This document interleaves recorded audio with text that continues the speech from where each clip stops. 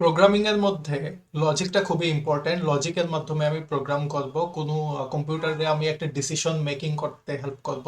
তো এটার জন্য তোমার ট্রুথি ফলসি ভ্যালুগুলা ব্যাপারে ক্লিয়ার হওয়াটা খুবই ইম্পর্টেন্ট।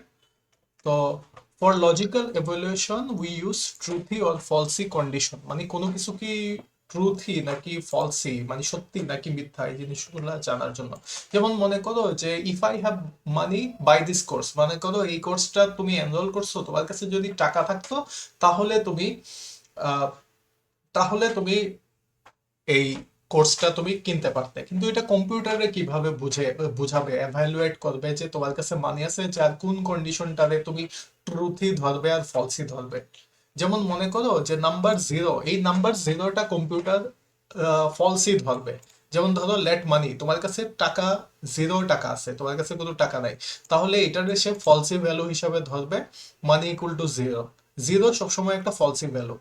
তো এছাড়া অন্যান্য যত পজিটিভ বা নেগেটিভ নাম্বার আছে এগুলো সব হলো ট্রুথি ভ্যালু, জাভাস্ক্রিপ্টের ওয়ার্ল্ডে ট্রুথি ভ্যালু। এখন এখানে 1 থেকে 1 মিলিয়ন পর্যন্ত হইতে পারে, ওইটাও ট্রুথি ভ্যালু হিসাবে ধরবে। -1 থেকে -1 মিলিয়নও হইতে পারে, ওইটাতেও ট্রুথি ভ্যালু ধরবে।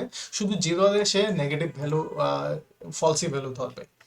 এছাড়া তুমি যদি কোনো স্ট্রিং লেখো, যেমন যে কোনো স্ট্রিং একটা নাম যদি দাও, এটা একটা ট্রুথি ভ্যালু হিসাবে ধরবে। লেটার, যেমন একটা লেটার এ, এটারও সে ট্রুথি ভ্যালু ধরবে।